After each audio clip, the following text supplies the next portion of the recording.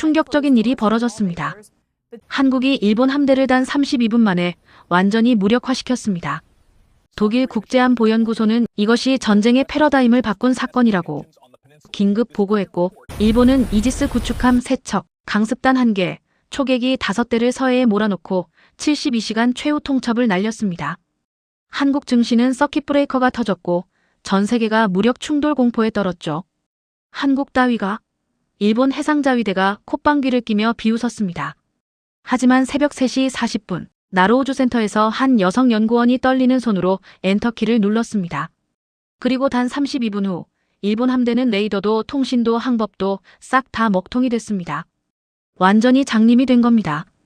더 소름 끼치는 사실. 한국은 이 모든 걸 단 한 발의 총알도, 단 한 발의 미사일도 쓰지 않고 끝냈습니다.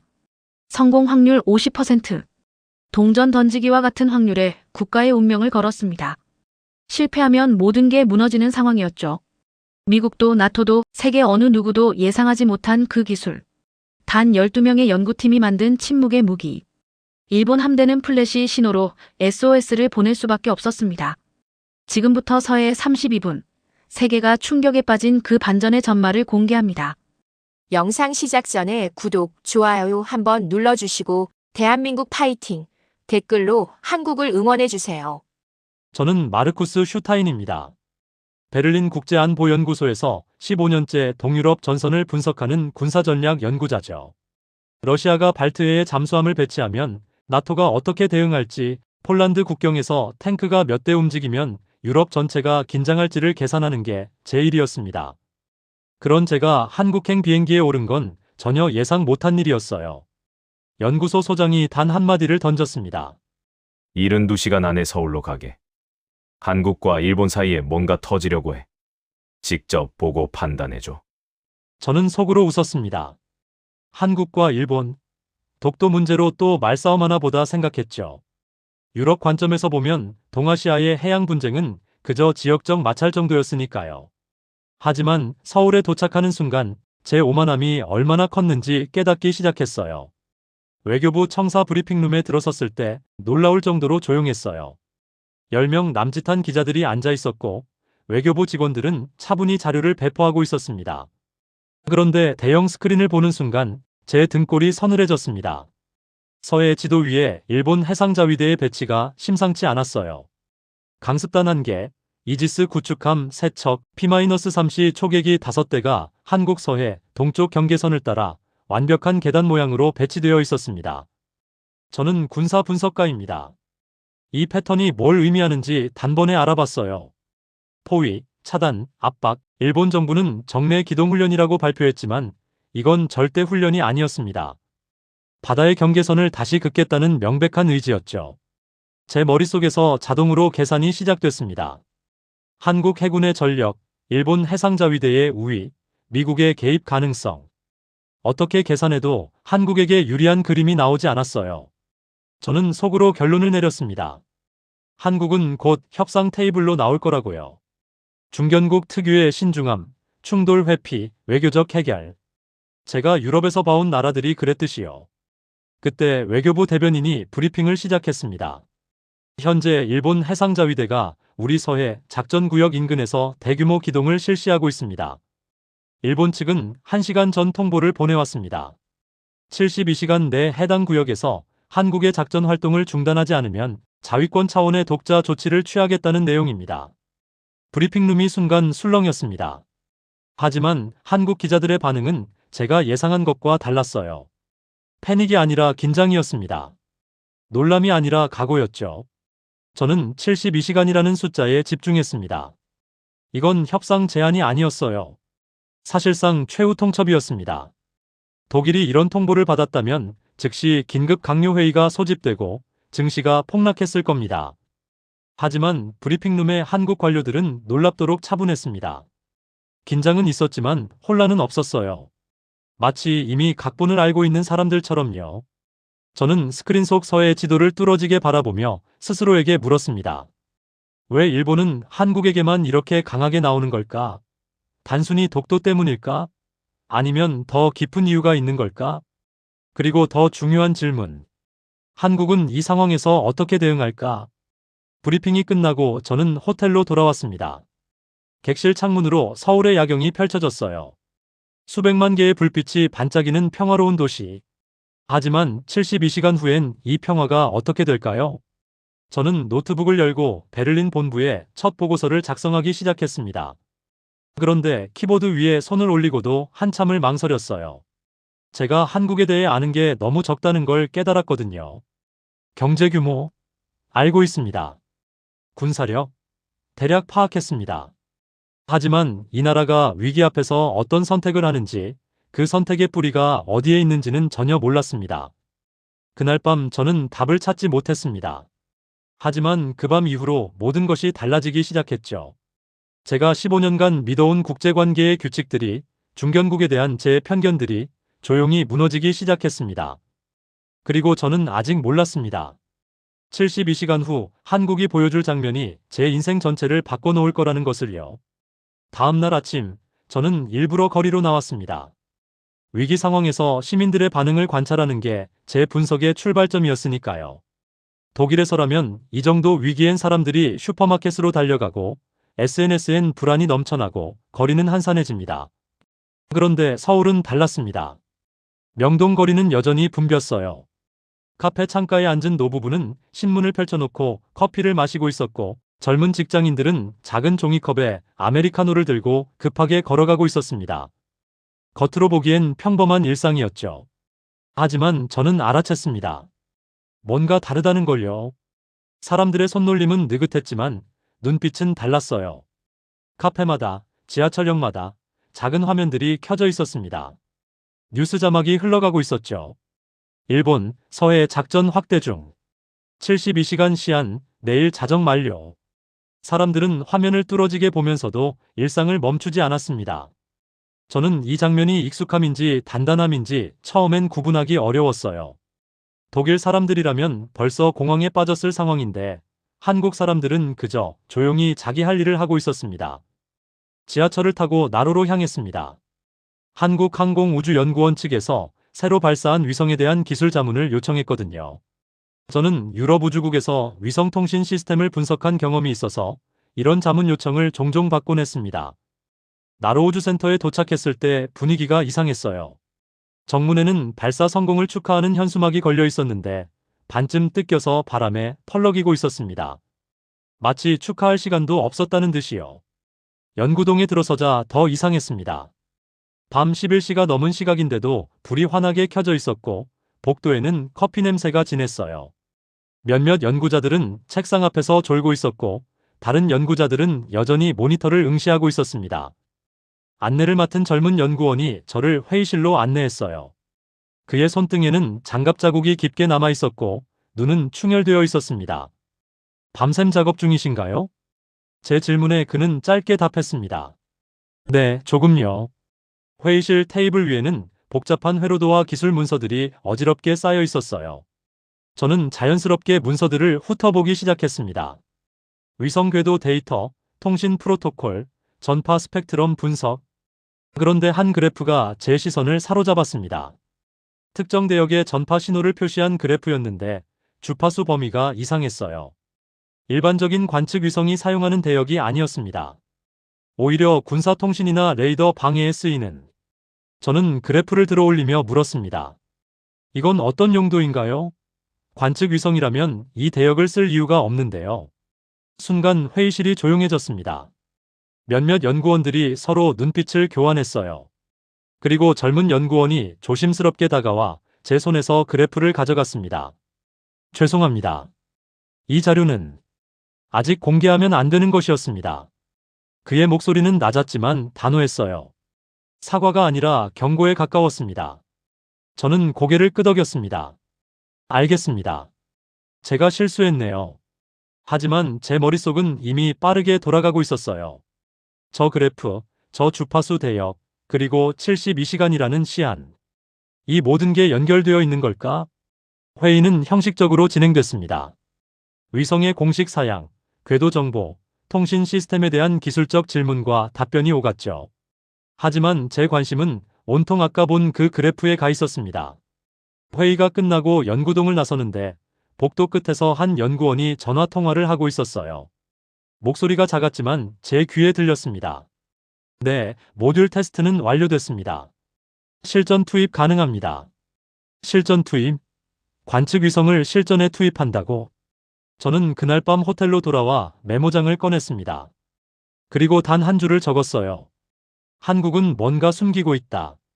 하지만 그게 얼마나 거대한 비밀인지, 그 비밀이 72시간 후 어떤 결과를 만들어낼지 저는 아직 상상도 못하고 있었습니다. 창밖으로 나로우주 센터의 불빛이 여전히 환하게 빛나고 있었습니다. 밤이 깊어지는데도 그 불은 꺼지지 않았어요. 그들은 무엇을 준비하고 있는 걸까? 다음 날 오전, 저는 다시 나로우주 센터를 찾았습니다. 어젯밤 본 그 그래프가 머릿속에서 떠나지 않았거든요. 공식 일정은 없었지만 저는 연구원들과 비공식 면담을 요청했어요. 젊은 연구원이 저를 작은 회의실로 안내했습니다. 테이블 위에는 커피 2잔과 함께 몇 장의 문서가 놓여 있었어요. 어제 보신 자료에 대해 궁금하신 게 많으시죠? 그가 먼저 말을 꺼냈습니다. 저는 고개를 끄덕였어요. 솔직히 말하면 관측 위성이라고 하기엔 주파수 대역이 이상했습니다. 군사통신 대역에 가까웠어요. 연구원은 잠시 망설이더니 서류 한 장을 제 앞으로 밀었습니다. 제목이 눈에 들어왔어요. 위성 기반 신호 분석 알고리즘 마이너스 기밀 2급. 이건 보여줘도 되는 겁니까? 상부에서 허가했습니다. 슈타인 박사님이 독일 국제안보연구소 소속이시고 기밀 취급 인가를 받으셨으니까요. 저는 문서를 천천히 읽기 시작했습니다. 그리고 5줄을 읽은 순간 숨이 멎었어요. 한국은 일본 해상자위대가 서해에서 사용하는 통신 프로토콜을 거의 완벽하게 분해해 놓고 있었습니다. 암호화 방식, 주파수 호핑 패턴, 중계 노드 구조까지. 마치 일본 함대의 내부를 들여다보는 것 같았어요. 이건 어떻게 이런 걸? 저는 말을 잇지 못했습니다. 독일 연방정보국이 러시아 군 통신을 분석하는데 3년이 걸렸어요. 그것도 나토 전체의 지원을 받아서요. 그런데 한국은 혼자서 이걸 해냈다는 겁니까? 얼마나 걸렸습니까? 이 분석에 8개월입니다. 8개월. 저는 문서를 다시 보았습니다. 신호 패턴 분석, 암호 구조 역설계, 취약점 도출. 모든 게 체계적이고 정밀했어요. 팀 규모는요? 핵심 인원 12명입니다. 12명이 8개월 만에 이걸 해냈다고? 독일이라면 최소 10명은 투입했을 겁니다. 연구원이 2번째 문서를 꺼냈습니다. 이번엔 더 두꺼운 파일이었어요. 표지에 적힌 제목을 보는 순간 제 심장이 빨리 뛰기 시작했습니다. 일본 해상자위대 통합정보망 취약점 분석 및 교란 시나리오. 이건 실제로 사용할 수 있는 겁니까? 연구원은 잠시 침묵했습니다. 그리고 조용히 대답했어요. 이론적으로는 가능합니다. 하지만 실전 테스트는 해본 적이 없습니다. 저는 문서를 넘기기 시작했습니다. 페이지마다 놀라움이 쌓여갔어요. 일본 함대의 레이더 시스템, 데이터 링크 구조, 지휘 통제 체계. 모든 게 마치 설계도를 보듯 명확하게 정리되어 있었습니다. 그리고 마지막 장에는 시나리오가 있었어요. 통합정보망 일시 무력화 시나리오 마이너스 예상 소요 시간 30분. 30분. 일본 함대 전체의 통신망을 30분간 무력화시킬 수 있다는 겁니까? 왜 이렇게까지 연구를 하신 겁니까? 저는 솔직하게 물었습니다. 연구원은 창밖을 바라봤어요. 저 멀리 바다가 보였습니다. 우리 바다니까요. 그의 대답은 단순했습니다. 하지만 그 단순함 속에 모든 게 담겨 있었어요. 저는 그 순간 이해했습니다. 한국이 가진 기술력은 대국을 상대하기 위해 무리하게 만든 게 아니었어요. 오랜 시간 조용히, 그러나 집요하게 축적된 정교함의 결과였습니다. 독일에서라면 이런 연구에 몇 년이 걸렸을 겁니다. 제 말에 연구원이 작게 웃었습니다. 우리에겐 시간이 없었습니다. 그래서 더 정밀해야 했죠. 작고 민첩하며 군더더기 없는 기술. 저는 그날 처음으로 한국 기술의 진짜 깊이를 봤습니다. 이곳은 미국의 기술을 모방한 나라가 아니었어요. 일본의 아류도 아니었습니다. 독자적인 우주전자전 체계를 가진 완전히 독립적인 기술 국가였어요. 회의실을 나서며 저는 생각했습니다. 72시간의 시한이 만료되면 서해에서 무슨 일이 벌어질까? 그리고 한국이 가진 이 카드를 정말로 사용할까? 복도에서 다른 연구원들과 마주쳤습니다. 그들의 눈은 여전히 충혈되어 있었지만 흔들림은 없었어요. 오히려 조용한 확신이 느껴졌습니다. 저는 그날 호텔로 돌아와 베를린 본부에 긴급 보고서를 작성했습니다. 한국의 기술 수준을 재평가해야 합니다. 이들은 예측 불가능한 변수입니다. 그리고 마지막 문장을 덧붙였어요. 72시간 후 서해에서 우리가 본 적 없는 장면이 펼쳐질 것입니다. 저는 아비브 레비입니다. 사흘째 4만 톤급 선박이 바다에서 사라졌습니다. 미국의 광학위성 3대, 적외선 추적기, 정찰기 2대가 총동원됐지만 단 하나의 흔적도 찾지 못했어요. 선원 16명은 72시간째 연락이 끊긴 상태였고 생존 확률은 시간마다 떨어지고 있었습니다. 그런데 그 순간 누구도 예상하지 못한 나라가 통신망에 접속했습니다. 한국이었습니다. 저는 이스라엘 국방부 산하 위성 분석센터에서 20년째 일하고 있습니다. 중동의 긴장된 해역부터 아프리카 해적 추적까지 화면 속 작은 점 하나로도 상황을 읽어내는 훈련을 받았죠. 분석한 해상 사건만 100건이 훌쩍 넘습니다. 하지만 그날만큼은 달랐어요. 필리핀 동쪽 해역, 북위 14도 28분 지점. 화물선은 전기 항로를 따라 움직이다가 갑자기 모든 레이더에서 점 하나가 사라졌습니다. 태풍 경보도 없었고 해적 출몰 지역도 아니었어요. 그저 어느 순간 완벽하게 증발해버렸죠. 문제는 그 다음이었습니다. 세계 국가의 독립된 감시 시스템이 동시에 같은 결과를 보여줬어요. 모든 화면은 회색 노이즈뿐이었습니다. 장비 오류일 확률은 거의 없었죠. 기상 조건도 나쁘지 않았어요. 구름이 약간 있긴 했지만 적외선 센서까지 막을 정도는 아니었습니다. 세계 최강 미국의 첨단 장비가 왜 작동하지 않는 걸까요? 새벽 4시 필리핀 마닐라 구조센터와의 긴급 화상회의가 열렸습니다. 화면 속 미국 해군 장교들은 지친 표정이었어요. 사흘째 아무 성과도 없이 시간만 흘러갔으니까요. 분위기는 무겁고 답답했습니다. 구조센터 책임자는 계속 시계를 보고 있었어요. 바로 그때였습니다. 갑자기 통신 화면에 새로운 발신자가 추가됐어요. 한국 측 담당자는 침착한 목소리로 말했죠. 저희가 SAR 위성으로 해당 구역을 관측하겠습니다. 30분 안에 첫 데이터를 보내드리겠습니다. 회의실이 순간 얼어붙었습니다. 미국 장교 하나가 비웃듯 말했어요. SAR? 지금 이 상황에서? 저도 솔직히 회의적이었습니다. 합성 개구 레이더는 분명 강력한 도구지만 미국의 최신 광학위성도 실패한 마당에 과연 무엇을 더 볼 수 있을까요? 게다가 한국이 이런 대규모 해상수색에 참여한다는 건 처음 들었어요. 저는 한국을 과소평가한 건 아닙니다. 다만 현실적으로 생각했을 뿐이죠. 위성 기술은 결국 예산과 경험의 싸움이니까요. 이스라엘도 작은 나라지만 수십 년 투자 끝에 지금 위치에 올랐거든요. 하지만 한국 측 목소리에는 묘한 확신이 있었어요. 마치 이미 답을 알고 있는 사람처럼. 그 작은 위화감 하나가 제 머릿속에 박혔습니다. 확신이 있는 사람과 그저 희망을 말하는 사람의 목소리는 분명히 다르거든요. 저는 20년 동안 그 차이를 구분하는 법을 배웠습니다. 그리고 그게 시작이었죠. 30분 후 제 모니터에 한국에서 보낸 첫 번째 파일이 도착했습니다. 파일명은 간결했어요. SARPHILIPPINESEAST1 TIF. 저는 심호흡을 마우스를 클릭했습니다. 그 순간부터 모든 게 바뀌기 시작했습니다. 48시간 차. 일본의 압박은 더욱 대담해졌습니다. 초계기가 한국 서해 기준선 불과 12LE 지점까지 내려왔고 구축함 한 척은 대응 구역을 명백히 벗어난 항적을 그렸어요. 이건 더 이상 압박이 아니었습니다. 도발이었죠. 그리고 동시에 전혀 다른 전선이 열렸습니다. 정보전이었어요. 일본 언론들이 일제히 보도를 쏟아냈습니다. NHK는 한국의 과도한 대응이 지역 안보를 위협한다고 보도했고 요미우리 신문은 한국이 국제해양법을 위반한다고 주장했어요. 문제는 유럽 언론도 따라갔다는 거예요.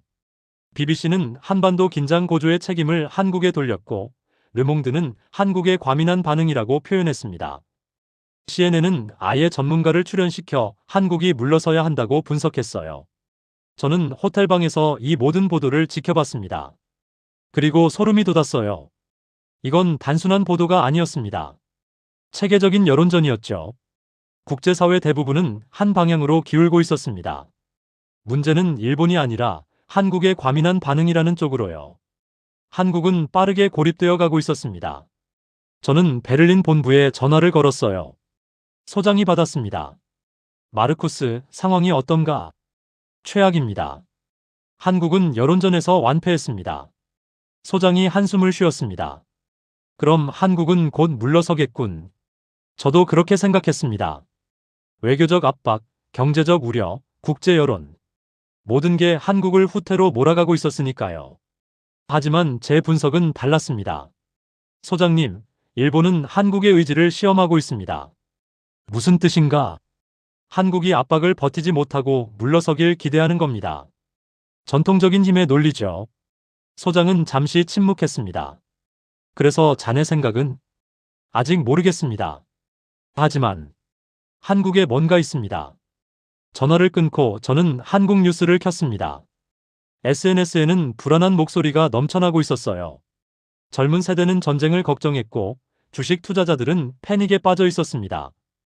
야당 일부는 공개적으로 외교적 해결을 요구했어요.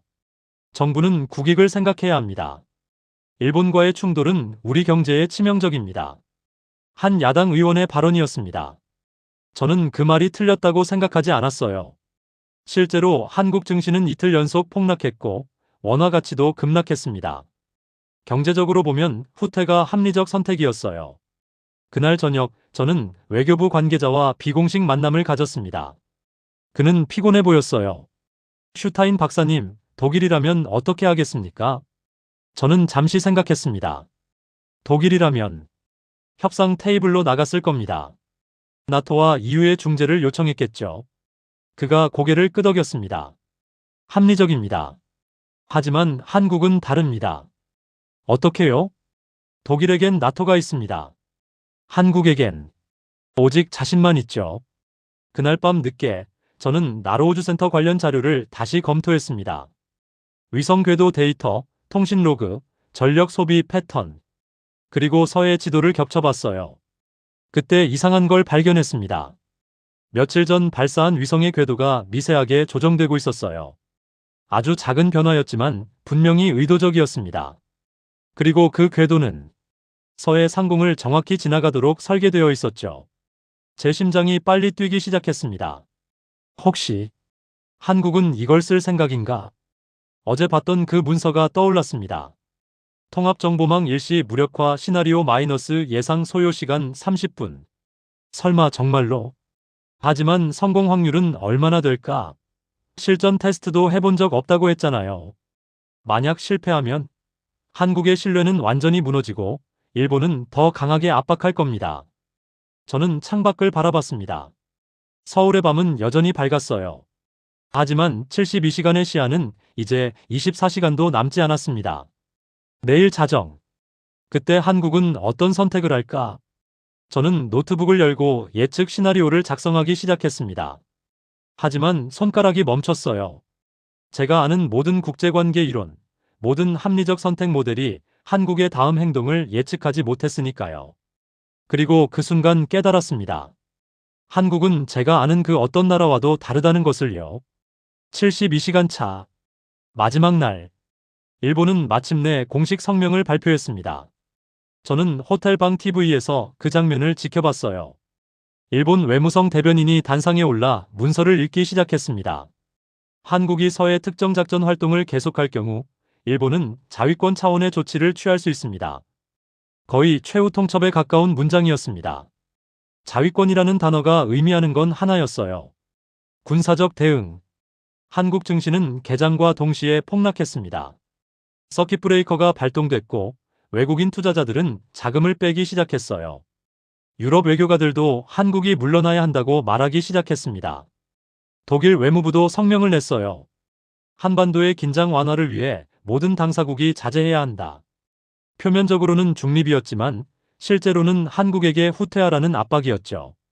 저는 그 순간까지도 한국이 협상 쪽으로 기울 것이라 생각했습니다. 국제 여론, 경제적 압박, 군사적 열세. 모든 변수가 후퇴를 가리키고 있었으니까요. 하지만 밤 11시. 제 휴대폰이 울렸습니다. 나로우주 센터 연구원이었어요. 슈타인 박사님, 지금 센터로 오실 수 있습니까?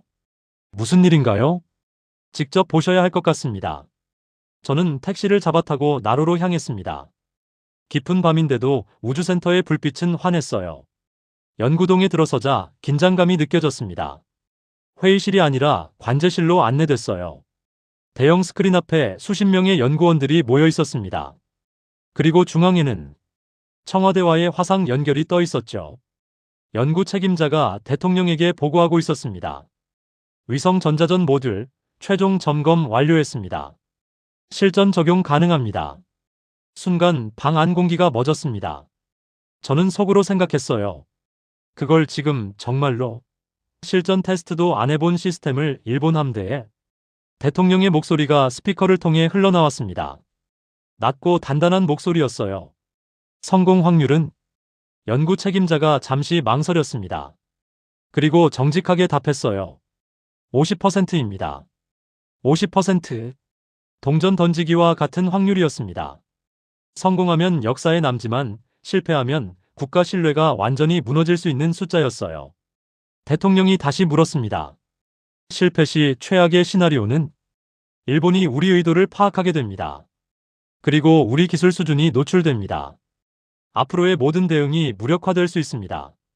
화면 속 대통령은 잠시 침묵했습니다. 국가안보실장, 합참의장, 외교부 장관이 그 옆에 앉아 있었어요. 모두 긴장한 표정이었습니다. 저는 그 장면을 보며 숨을 죽였습니다.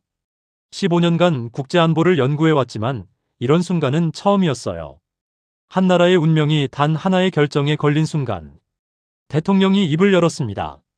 성공해도 기록되고 실패하면 무너질 수 있는 선택입니다. 하지만 지금 물러서면 앞으로도 계속 물러서야 합니다. 준비를 승인합니다. 관제실이 조용히 움직이기 시작했습니다. 명령이 아니라 결의였어요. 저는 그 순간 이해했습니다. 일본은 이 결정을 예상하지 못했어요. 세계 어느 강대국도 중견국이 이런 승부수를 던질 거라 생각하지 않았습니다. 50%의 확률에 국가의 운명을 거는 나라가 어디 있습니까? 하지만 한국은 그 선택을 했습니다. 연구원들이 자리로 돌아갔어요. 키보드를 두드리는 소리, 시스템 점검 소리만 조용히 들렸습니다. 저는 창밖을 바라봤습니다. 저 너머 서해에는 일본 함대가 여전히 배치되어 있었어요. 그들은 아직 몰랐습니다. 몇 시간 후 무슨 일이 벌어질지. 젊은 연구원이 제 옆으로 다가왔습니다. 무섭지 않으세요? 저는 솔직하게 답했어요. 무섭습니다. 하지만 당신들은 더 무서울 텐데 어떻게 이렇게 침착할 수 있죠? 그가 작게 웃었습니다. 이게 우리가 할 수 있는 전부니까요. 그리고 우리 바다니까요. 다시 그 말이었습니다. 우리 바다. 저는 그날 밤 처음으로 이해했어요. 한국이 지키려는 것은 단순한 영예가 아니었습니다. 존엄이었고 역사였고 스스로에 대한 약속이었어요. 시계가 자정을 넘어갔습니다. 72시간이 끝났습니다. 이제 시작입니다. 새벽 3시 40분 나로우주 센터 관제실은 숨조차 죽이는 정적 속에 있었습니다. 모니터에만 빛이 깜빡였고 키보드 소리만 간간히 들렸습니다. 중앙 콘솔 앞에 선 여성 연구자의 손등이 약간 떨리고 있었어요. 그녀는 30 중반쯤 되어 보였습니다. 안경 너머로 보이는 눈은 피곤했지만 흔들림은 없었어요. 저는 그 순간을 지켜봤습니다. 15년간 수많은 작전 상황실을 봐왔지만 이렇게 조용한 전쟁터는 처음이었어요. 여성 연구자가 마지막 점검을 마쳤습니다. 동료와 눈빛을 교환하고 작게 말했어요. 작동합니다. 관제실의 모든 시선이 그녀의 손으로 향했습니다. 엔터키. 그녀의 손가락이 천천히 내려갔어요. 클릭. 순간 서해 지도의 작은 불빛들이 깜빡거리기 시작했습니다. 저는 스크린을 분석하며 숨이 멎는 줄 알았어요. 일본 해상자위대의 레이더 패턴이 비정상적으로 꺾이고 있었습니다. 10초. 초계기 한 대의 통신 상태가 신호 약함으로 바뀌었습니다. 20초. 두 번째, 세 번째 초계기도 같은 상태로 전환됐어요. 30초. 구축함의 데이터 링크 신호가 끊겼습니다. 화면에 노 시그널이 떴어요. 1분. 일본 함대 전체의 통신 패턴이 무너지기 시작했습니다. 레이더는 돌아가지만 정보 통합이 안 됐어요. 각 함정이 고립된 섬처럼 따로 떠 있었습니다. 전파 교란이 아니었습니다. 통합 정보망 자체가 일시적으로 암흑화된 것이었어요. 관제실의 한 연구원이 작게 중얼거렸습니다. 됐어요. 진짜 됐어요. 하지만 아무도 환호하지 않았습니다. 모두가 스크린을 뚫어지게 바라보며 다음 변화를 기다렸어요. 5분. 일본 구축함들이 항로를 유지하지 못하고 미세하게 휘청거리기 시작했습니다. 10분. 한국 해군 함정들이 조심스럽게 접근하기 시작했습니다. 포문은 열지 않았어요. 그저 천천히 침착하게 일본 함대 주변으로 다가갔습니다. 저는 군사전략가입니다. 이 장면이 얼마나 이례적인지 알았어요. 한국은 단 한 발의 총알도 쓰지 않고 일본 함대를 무력화시킨 겁니다. 15분. 일본 함정에서 플래시 신호가 왔습니다. 구식 광통신이었어요. 전자통신이 안 되니 빛으로 신호를 보내는 것이었죠. 한국 해군이 응답했습니다. 현 위치 유지하십시오. 20분. 일본 함대는 완전히 멈춰 섰습니다.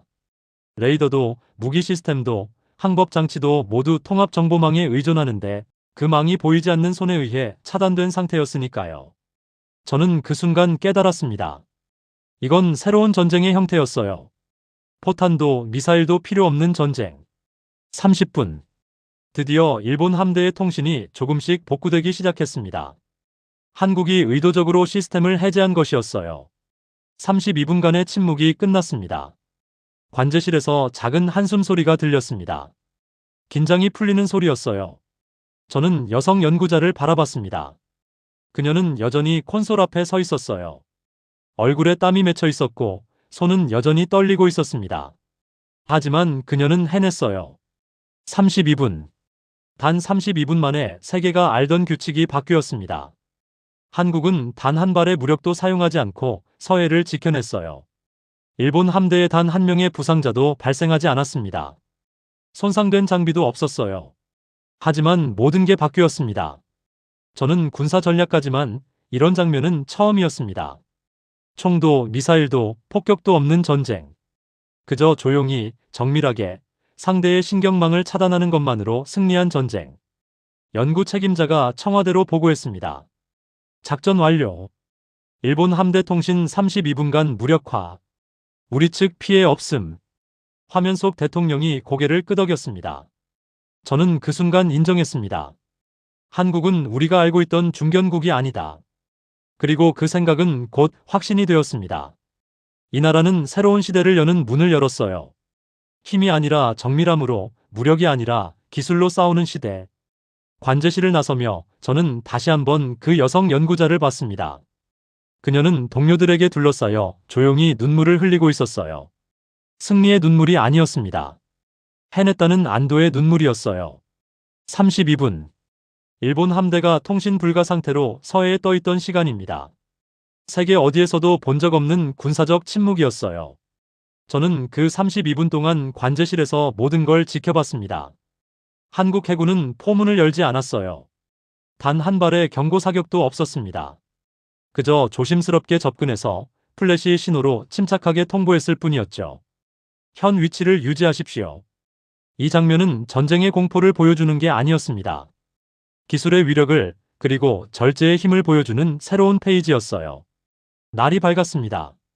저는 호텔로 돌아와 유럽 뉴스를 켰어요. BBC가 속보를 내보내고 있었습니다. 서해에서 원인 불명의 통신 장애 발생. 일본 함대 32분간 작전 불능 상태. CNN은 더 직접적이었습니다. 한국, 신형 전자전 무기 실전 투입 추정. 일본 측 피해 없음. 독일 언론도 긴급 특집을 내보냈어요. 저는 제 동료가 출연한 걸 봤습니다. 그가 화면에서 말했어요. 이건 패러다임의 전환입니다. 한국이 전쟁의 새로운 규칙을 썼습니다. 일본 내부는 충격에 빠져 있었습니다.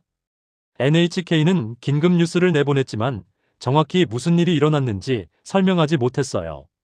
그들 스스로도 이해하지 못했으니까요. 저는 문득 이장에서 봤던 그 그래프가 떠올랐습니다. 회의실 테이블 위에 놓여있던 특정 대역 정밀 교란 모듈. 그 조그만 설계도가 서해 전체를 바꿔버린 거예요. 한국연구원이 그때 말했죠. 이 자료는 아직 공개하면 안 됩니다. 이제 이해했습니다. 그들은 이미 알고 있었어요. 이 기술이 언젠가 실전에 사용될 거라는 걸요. 그리고 그날을 위해 조용히 준비해왔던 겁니다. 오후가 되자 국제사회의 반응이 쏟아지기 시작했습니다. 나토 사무총장이 성명을 냈어요. 모든 당사국은 자제하고 대화로 문제를 해결해야 합니다. 하지만 그 말투가 달랐습니다. 전날까지만 해도 한국을 압박하는 어조였는데 이제는 조심스러웠어요. 한국의 기술적 능력을 목격한 후였으니까요. 미국 국무부도 논평을 발표했습니다. 우리는 한반도의 평화와 안정을 지지합니다. 모든 분쟁은 평화적으로 해결되어야 합니다. 중립적인 표현이었지만 실제로는 한국의 행동을 묵인한 것이었어요. 아니, 인정한 것이었습니다. 저는 그날 오후 다시 나로우주 센터를 찾았습니다. 연구원들은 여전히 바쁘게 움직이고 있었어요. 하지만 표정은 어제와 달랐습니다. 긴장 대신 차분함이 있었죠. 한 연구원이 저에게 다가왔습니다. 슈타인 박사님, 어떻게 보셨어요? 저는 솔직하게 답했습니다. 놀라웠습니다. 그리고 아름다웠습니다. 아름답다고요? 네. 한국은 자국의 방어를 위해 기술을 사용했지만 단 한 곳에도 직접적 타격을 가하지 않았어요. 그 절제가 더 큰 울림을 만들었습니다. 연구원이 작게 웃었습니다. 우리가 원한 건 승리가 아니라 존중이었습니다. 그 말이 제 가슴에 꽂혔어요. 저는 그날 밤 베를린 본부에 최종 보고서를 작성했습니다. 제목은 이렇게 정했어요. 한국 모델 무력 충돌 없는 억제 전략의 새로운 표준. 보고서에 저는 이렇게 썼습니다. 한국은 32분 만에 세계에 증명했습니다. 국가의 안보는 무력의 크기가 아니라 기술의 정밀함과 사용의 절제로 지켜질 수 있다는 것을. 이 작은 나라가 세계 안보 질서에 새로운 문장을 추가했습니다. 며칠 후 일본 함대는 조용히 철수했습니다. 공식적인 사과나 성명은 없었어요. 하지만 그들은 더 이상 서해 경계선을 넘지 않았습니다. 그것만으로 충분했어요. 한국은 한 발의 총알도 쓰지 않고 영해를 지켜냈어요. 그리고 세계는 배웠습니다. 작은 나라도 자신만의 방식으로 강할 수 있다는 것을요. 저는 서울 거리를 걸었습니다. 사람들은 여전히 일상을 살고 있었어요. 커피를 마시고 출근하고 웃고 떠들었습니다. 마치 아무 일도 없었던 것처럼요. 하지만 저는 알았습니다. 이 조용한 일상 뒤에 얼마나 큰 결의가 숨어 있는지를요. 그리고 그 결의가 만든 32분이 세계를 어떻게 바꿔놓았는지를요. 베를린으로 돌아온 지 일주일이 지났습니다. 저는 연구소 대회의실에서 발표를 준비하고 있었어요. 유럽 12개국의 안보 전문가들이 모였습니다. 제목은 서해 32분 새로운 억제 전략의 탄생이었죠. 발표를 시작하기 전 저는 잠시 청중을 바라봤습니다. 나토 분석관들, 독일 국방부 관계자들, 프랑스 전략연구소 연구원들. 모두가 회의적인 표정이었어요. 슈타인 박사, 한국이 정말 일본 함대를 무력화했다는 겁니까? 한 나토 분석관이 물었습니다. 저는 고개를 끄덕였어요. 네. 32분간 완벽하게 무력화했습니다. 단 한 발의 총알도, 단 한 발의 미사일도 사용하지 않고요. 믿기 어렵습니다. 한국의 국방비는 일본의 절반도 안 됩니다. 저는 스크린에 첫 번째 자료를 띄웠습니다. 서해 지도와 함께 일본 함대의 통신 패턴 변화였어요. 여기를 보십시오. 오전 3시 40분부터 4시 12분까지 32분간 일본 해상자위대의 모든 통합정보망이 암흑화됐습니다. 두 번째 자료. 위성 기반 전자전 시스템의 개념도였습니다. 한국은 8개월간 12명의 핵심 인력으로 이 시스템을 완성했습니다. 독일이라면 최소 3년 50명이 필요했을 작업입니다. 세 번째 자료. 작전 후 국제 반응의 타임라인이었어요. 작전 6시간 후 BBC와 CNN이 보도했습니다. 12시간 후 나토가 성명을 냈습니다. 24시간 후 미국 국무부가 중립적 입장을 발표했습니다. 72시간 후 일본 함대가 완전히 철수했습니다. 회의실이 조용해졌습니다. 더 이상 회의적인 표정은 보이지 않았어요. 이건 단순한 군사작전이 아닙니다. 패러다임의 전환입니다. 저는 마지막 슬라이드를 띄웠습니다. 제목은 한국 모델 정밀함과 절제의 억제 전략이었어요. 한국이 우리에게 가르쳐 준 건 이겁니다. 국가의 힘은 군대의 크기가 아니라 기술의 정밀함에서 나옵니다. 그리고 그 힘을 절제 있게 사용할 때 진짜 존중을 얻을 수 있다는 것입니다. 한 독일 국방부 관계자가 손을 들었습니다. 그럼 박사님은 한국이 이제 강대국이라고 보십니까? 저는 잠시 생각했습니다. 그리고 답했어요. 아닙니다. 한국은 강대국이 아닙니다. 하지만 새로운 종류의 강함을 보여줬습니다. 크기가 아니라 정교함으로, 무력이 아니라 기술로, 위협이 아니라 존중으로 자국을 지키는 강함입니다. 발표가 끝났습니다. 박수가 터져 나왔어요. 하지만 저는 박수보다 더 중요한 걸 봤습니다. 청중들의 눈빛이 바뀌어 있었어요. 그날 저녁 저는 연구실로 돌아와 마지막 보고서를 마무리했습니다. 제목은 작은 나라의 큰 교훈 한국이 세운 새로운 표준이었어요. 보고서 마지막 문장을 이렇게 썼습니다. 나는 15년간 국제안보를 연구하며 강대국들의 게임을 지켜봤다. 하지만 한국에서 나는 배웠다.